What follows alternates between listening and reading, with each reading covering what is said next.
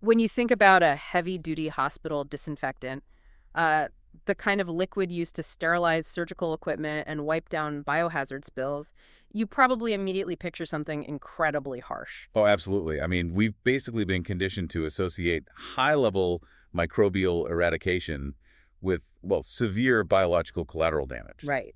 You imagine those volatile chemical fumes, the kind of solution that strips paint, and it's just the absolute last thing you would ever let near your body's most delicate, sensitive skin. Exactly. The operating assumption in modern hygiene is that, if a substance possesses the oxidative power to completely dismantle resilient clinical pathogens, it just must fundamentally compromise human tissue in the process. But what if there is a substance that acts faster than traditional bleach, is trusted to sanitize clinical environments, yet is so remarkably biologically compatible that it actually protects and restores the delicate microbiome of human skin? It sounds like science fiction, honestly. It really does. But today we are taking a deep dive into an article from June 2026 by Nikki Chase over at Era Organics titled Hypochlorous Acid for Yeast Infection. Our mission today for you, the listener, is to explore this unexpected science-backed approach to skin health and hygiene. Yeah, and it's such a fascinating topic. It is, because we are looking at a compound that sounds like a harsh industrial pool chemical, but is actually an exact replica of the human body's natural cellular defense system. Okay, let's unpack this. Before we dive into the biochemistry, I do need to share a quick disclaimer directly from the source material. Everything we are discussing today is for informational purposes only. This exploration of the text is not intended as medical advice, and these statements haven't been evaluated by the FDA. You should always consult with a healthcare professional before altering your skincare routine or treating any condition. Appreciate the context. So to understand why hypochlorous acid, or HOCl as we'll call it, is such a compelling molecule, we have to look at the specific environment it operates in. Right, and the specific microscopic invader it's neutralizing. Exactly. We are talking about yeast. But I want to bypass the basic WebMD symptom list here. I mean, we know what a yeast infection feels like, the intense itching, the redness, the burning, all of that. What I want to understand is the microenvironment itself. The microbiome. Yes, Yeah. because Candida isn't some foreign pathogen you just catch from a doorknob, right? It is already living on your skin right now. It is. It's a permanent resident. Candida species, particularly Candida albicans, exist natively on the skin and mucosal surfaces in a harmless, single-celled yeast form. The issue arises strictly as a matter of microbial competition and environmental shifts. Okay, let's use an analogy for you listening. Think of the skin's microbiome as a nightclub. A nightclub. Okay, I like where this is going. Yeah. So Candida is just a regular patron at this club, but when the bouncers, which are the good beneficial bacteria when they go on break, Candida starts a riot. That is the highly accurate way to put it. What's fascinating here is how that riot actually starts. When your beneficial bacteria are wiped out, maybe by broad-spectrum antibiotics, or severe pH fluctuations from harsh soaps, or even hormonal surges, Candida undergoes a massive morphological change. So it literally changes shape. It does. It shifts from that benign yeast into an invasive filamentous hyphal form, meaning it extends these root-like structures to penetrate deeper into the epithelial layers, which initiates an intense inflammatory cascade. Wow. Okay.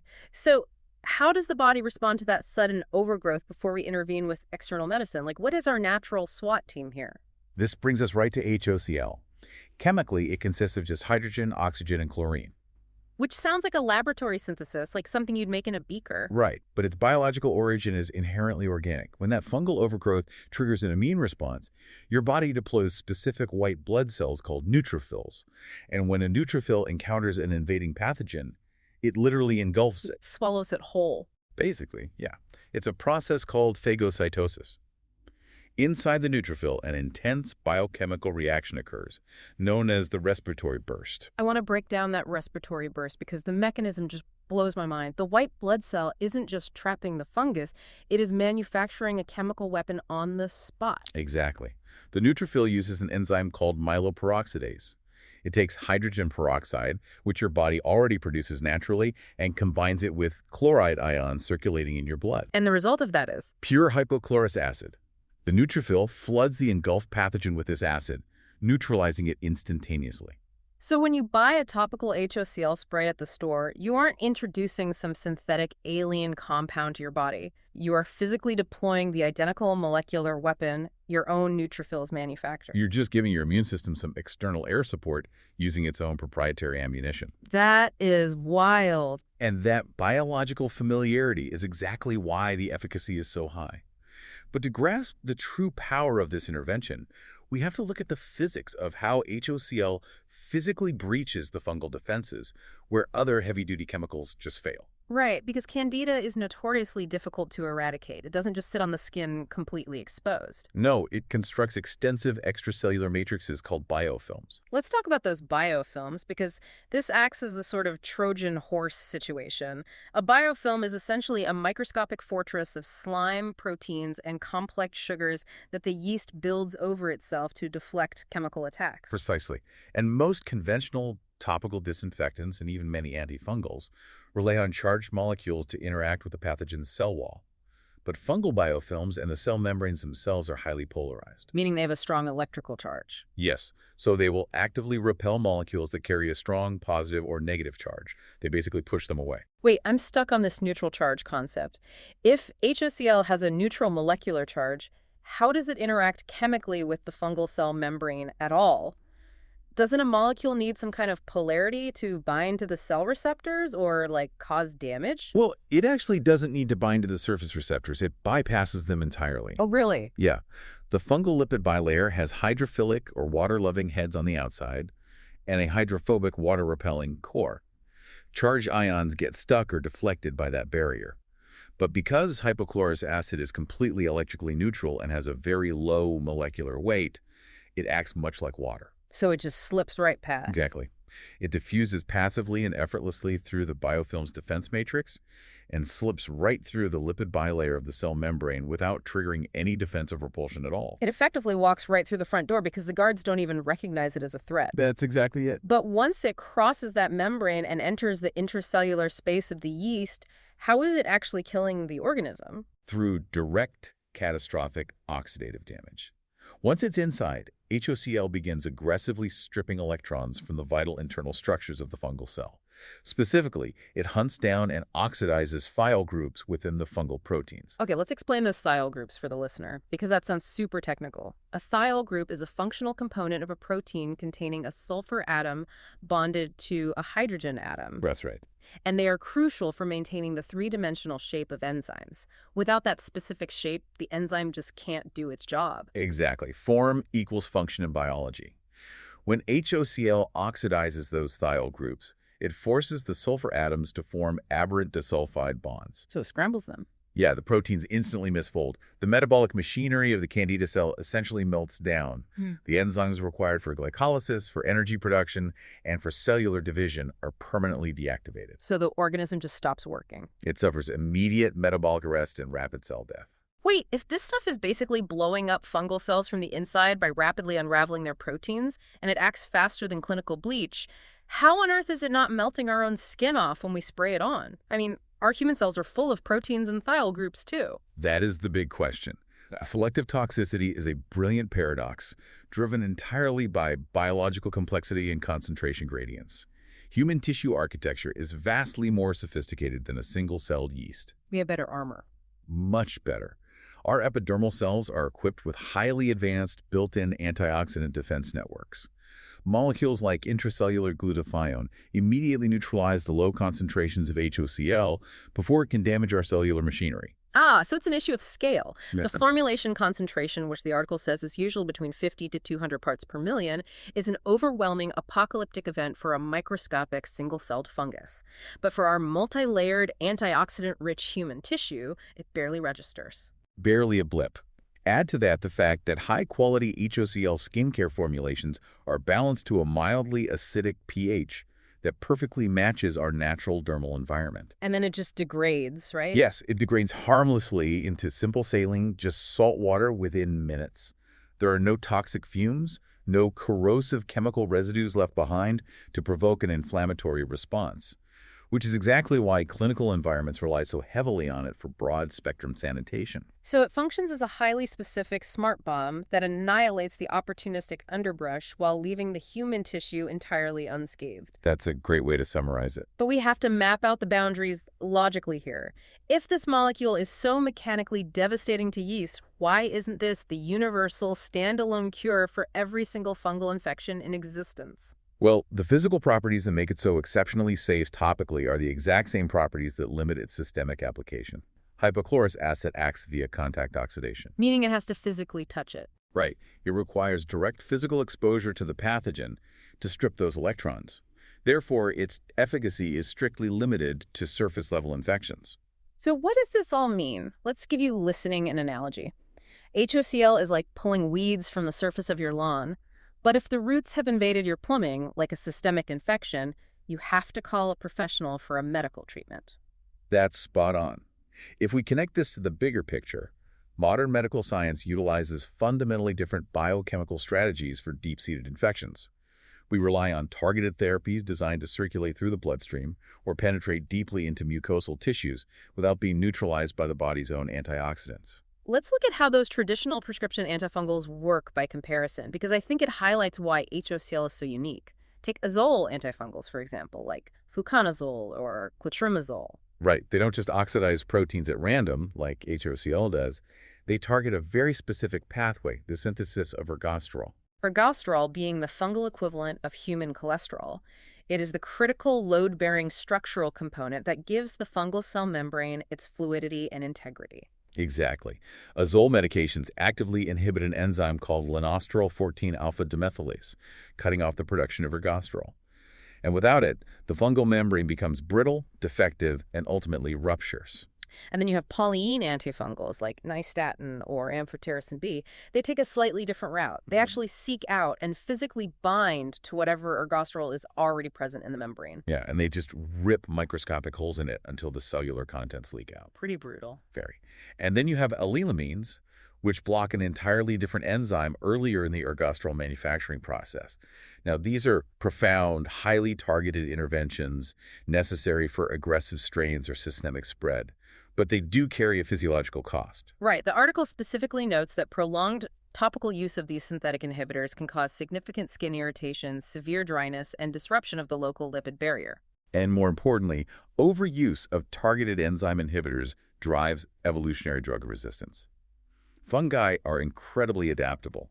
If you constantly expose them to azoles, they will eventually mutate their enzyme structures or develop efflux pumps to just actively spit the medication back out of the cell. That is terrifying, but because HOCl relies on blunt, overwhelming oxidation of multiple protein structures simultaneously, fungi basically cannot easily mutate to develop a resistance to it. Exactly. There's no single pathway for them to alter. However, you must escalate to those targeted therapies when a surface issue becomes systemic. Recognizing the threshold for medical intervention is crucial. Yeah, the source outlines those clinical thresholds clearly. If you experience a high fever or chills alongside a localized rash, that indicates the pathogen has likely breached the bloodstream and requires systemic management. Also, recurrent infections where the overgrowth just keeps returning despite surface management, that points to an underlying metabolic or immunological deficit. And obviously, pregnancy, right? That requires immediate professional guidance before introducing any new topical or internal substances, just due to systemic absorption risks and fetal safety. Absolutely. And quite intuitively, if the affected area exhibits active bleeding, open ulcerations, or severe pain that disrupts daily function, your epidermal barrier is fully compromised. Surface oxidation is no longer sufficient or appropriate at that point. So we've established the clinical limitations. HOCl is the ultimate external shield, but it is not a systemic cure. Moving into practical everyday application, how do you effectively integrate this into a biological defense routine, and what formulation chemistry actually matters? Well, the physical chemistry of the solution totally dictates the biological outcome. The HOCl must be formulated within a precise pH range of 3.5 to 4.5. And this isn't just an arbitrary number. Human skin naturally maintains an acidic mantle, a fine protective film of sebum and sweat that hovers right around a pH of 4.7 to 5.0. Right, so if the spray you use is too alkaline, it forces the skin to expend metabolic energy trying to restore its baseline acidity. And if it's too acidic, it strips the lipid barrier. So it has to perfectly match that microenvironment. Exactly. Once you have the correct formulation, application involves strict contact time mechanics. You first cleanse the area with a mild, pH-balanced cleanser to remove excess sebum and cellular debris. Because the acid needs direct access to the biofilm, and heavy oils can act as a physical shield. Makes sense. So you mist the solution evenly over the region. And here is the crucial mechanical step. You must let it air dry. Do not wipe it off with a towel. Wiping it immediately removes the active molecules before they have had the time to breach the extracellular matrix of the fungus. Evaporation actually serves as the functional clock by which this oxidation process runs. Oh, that's interesting. Yeah, as it air dries, the hypochlorous acid exerts its antimicrobial effect and then safely reduces down to that dilute saline trace we talked about. You also have to consider degradation, too, because the HOCl molecule is inherently unstable.